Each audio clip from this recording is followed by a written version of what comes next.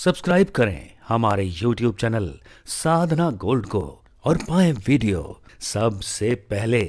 और हाँ, bell icon दबाना ना भूलें। देवियों की कितनी परिक्रमा? माता जी के मंदिर में जाया करो तो एक परिक्रमा। अभी एक क्यों लगाते हैं इसका भी मैं कारण बताऊंगा। शंकर जी की कितनी परिक्रमा होती है? जोर से और जोर से। आधी। शंकर जी जहां शिवलिंग विराजे हैं, जो जिलहरी होती है, जिलहरी में जो पानी टपकता है उसको पार नहीं करते, क्रॉस नहीं करते। आधी, जहां से आप खड़े होकर शंकर जी को प्रणाम करें वहीं से आधा चक्कर लगा के फिर अपनी जगह में। आधी परिक्रमा शंकर जी की। शंकर जी की पूरी परिक्रमा नहीं लगाते। गणेश जी की कितनी परिक्रमा? गणेश जी की 3। और भगवान राम की, भगवान कृष्ण की, जगन्नाथ जी की, बिहारी जी की, भगवान नारायण की, नरसिंह भगवान की कितनी परिक्रमा? भगवान श्रीमन नारायण की, राम जी की, कृष्ण जी की, जो द्वारिकाधीश जी, बद्रीनाथ जी, विठलनाथ जी, इन सब की 4 परिक्रमा। 4 परिक्रमा। सूर्य भगवान की कितनी परिक्रमा? बोलो मेरी मां। सूर्य भगवान की कितनी? 7 परिक्रमा। सूर्य भगवान की परिक्रमा आप कैसे लगाएंगे? एक ही जगह पर खड़े होकर 7 बार घूम जाइए। परिक्रमा कैसे लगाते हैं? कई लोग ना उल्टी, कई लोगों को ये नहीं पता कि परिक्रमा इस तरह से घूमे कि ऐसे घूमे। परिक्रमा हमेशा गलत है। ये सही परिक्रमा कैसी होती है? यूं यूं चलती है ना। जैसे भागवत जी हैं, अब यहां परिक्रमा कैसे लगेगी? यूं लगेगी। भागवत जी की भी 4 परिक्रमा होती हैं। फिर लोग लगाने वाले 108 भी लगाते हैं, 1008 भी। वो बाद का सब्जेक्ट है कि आप अपनी श्रद्धा से जो लगाते हैं वो ठीक है। पर 4 भागवत जी की भी 4 परिक्रमा होती, क्योंकि प्रत्यक्ष कृष्ण भी है। भगवान श्री कृष्ण का वांगमय स्वरूप है भागवत जी। ठीक है मेरी मां। तो परिक्रमा हमेशा कैसे लगाते हैं आपको जानकारी होनी चाहिए। देवी जी की 1, शंकर जी की आधी। अब देवी मैया की 1 क्यों? वो भी कारण सुनो। कहते हैं माता रानी बड़ी दयालु होती हैं। वह एक परिक्रमा लगाने से, कोई एक ही चक्कर लगा ले मां जगत जननी जगदम्बा का, तो एक चक्कर लगाने से मां इतनी प्रसन्न हो जाती है अपने बेटे पर, अपनी बेटी पर, कि वह एक परिक्रमा से ही 84 के चक्कर से बचा लेती। एक चक्कर लगा दो, वो 84 के चक्कर से बचा देंगे। शंकर जी कहते हैं मेरी शरण में कोई आए तो मैं आधे में ही उसे बचा लूं। आधी ही लगाए। अच्छा, तो फिर भगवान गणेश जी की 3 परिक्रमा। 3 परिक्रमा से गणेश जी क्या देना चाहते हैं? गणेश जी कहते हैं कि 3 परिक्रमा लगाएगा तो उससे मैं गणेश जी की फैमिली में, गणेश जी सहित 3 लोग ही, बच्चे हम नहीं गिन रहे हैं। गणेश जी की पत्नियां कितनी हैं? कौन कौन? रिद्धि और रिद्धि, सिद्धि और गणेश जी, 3 हो गए। तो गणेश जी कहते हैं जो मेरे 3 चक्कर लगाएगा, एक चक्कर से रिद्धि प्रसन्न हो जाएगी, एक चक्कर से सिद्धि और एक चक्कर से गणेश जी, 3 टोटल।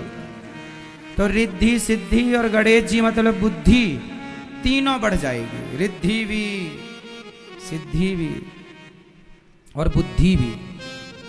तो वो 3 है, इसलिए 3। अच्छा, भगवान श्रीमन नारायण की, राम जी की, कृष्ण जी की 4 परिक्रमा क्यों होती है? बोलो जोर से। नहीं, कारण सुनो। 4 परिक्रमा इसलिए कि भगवान हमेशा 4 रूपों में प्रकट होते हैं। जब भगवान नारायण राम बनकर आए तो राम भी 4 रूपों में आए। भगवान के पास 4 चीजें हैं विशेष रूप से। जब राम जी प्रकट हुए कौशल्या जी के यहां तो कितने हाथ लेकर आए? 4 हाथ। भगवान श्री कृष्ण प्रकट हुए माता देवी की यहां कितने हाथ लेकर आए? 4 हाथ। द्वारिका में जितने दिन भगवान रहे द्वारिकाधीश बन के कितने हाथों से रहे? 4 हाथ। भगवान हमेशा 4 रूपों में प्रकट होते हैं, चाहे वो राम जी हो या कृष्ण जी। भगवान राम के 4 रूप कौन कौन से हैं बताओ? भगवान 4 रूपों में प्रकट होते हैं। पहले भगवान राम स्वयं राम, दूसरे शेषा अवतार लक्ष्मण जी, शंख अवतार भरत जी और चक्र अवतार शत्रुघ्न जी। ये जहां होते हैं ये 4 एक साथ होते हैं। भगवान के 4 हाथ हैं तो 4 हाथों में क्या क्या होता है? एक हाथ में शंख, एक हाथ में चक्र, एक हाथ में पद्म, एक हाथ में गदा और पीछे शेष भगवान।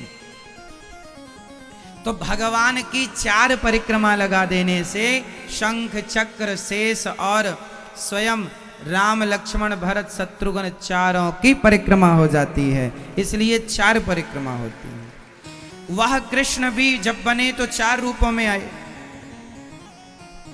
पहले भगवान कृष्ण, दूसरे बलदाऊ जी, तीसरे प्रद्युम्न जी और चौथे अनिरुद्ध। अनिरुद्ध को जानते हैं आप? भगवान श्री कृष्ण के पोते, पुत्र के पुत्र। भगवान श्री कृष्ण के बड़े पुत्र का नाम क्या है? प्रद्युम्न। भगवान श्री कृष्ण के प्रथम पुत्र बड़े पुत्र का नाम क्या है? प्रद्युम्न। और प्रद्युम्न जी के पुत्र का नाम है अनिरुद्ध। अनिरुद्ध के पुत्र का नाम है वज्रनाभ। तो कहने का अर्थ यह हुआ कि भगवान जब जब प्रकट होते हैं 4 रूपों में प्रकट होते हैं। ये चारों एक ही हैं। प्रद्युम्न, अनिरुद्ध, बलराम और कृष्ण ये चारों एक ही हैं। जैसे राम लक्ष्मण भरत शत्रुघ्न ये 4 हैं, लीला 4 की है पर हैं एक ही। वह एक ही 4 भागों में विभक्त हो गए। इसलिए ये 4 हैं, इसलिए इनकी एक एक परिक्रमा चारों की तो 4 परिक्रमा हो गई। बोलो हाँ, है ना मेरी मां? तो ऐसी 4 परिक्रमा।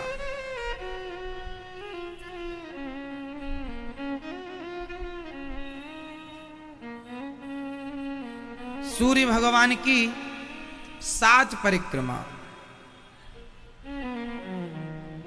सूर्य भगवान की 7 परिक्रमा। कहते हैं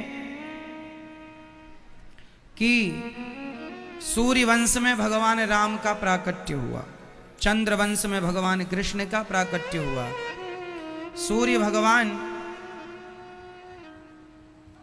सदा भगवान के चिंतन में लीन रहते हैं। सूर्य की परिक्रमा लगाने वाले भक्त सूर्य भगवान को दूर से ही कहते हैं, प्रभु आप हमारे पाप और पुण्य के साक्षी हैं। सबको सब समय कौन देखते हैं? दिन को सूर्य देखते हैं, रात को चंद्रमा देखते हैं। तो वह अधिकांश पाप दिन में ही होता है, क्योंकि रात को तो आदमी सोता है। इसलिए सूर्य भगवान हम सबके पापों के गवाह हैं। इसलिए आदमी भगवान सूर्य की ज्यादा परिक्रमा लगाता है। प्रभु सबकी कम, आपकी 7 लगा रहे हैं, थोड़ा ध्यान से गवाही दीजिएगा, थोड़ा हमारा भी ध्यान रखिएगा, कृपा बनाए रखिएगा।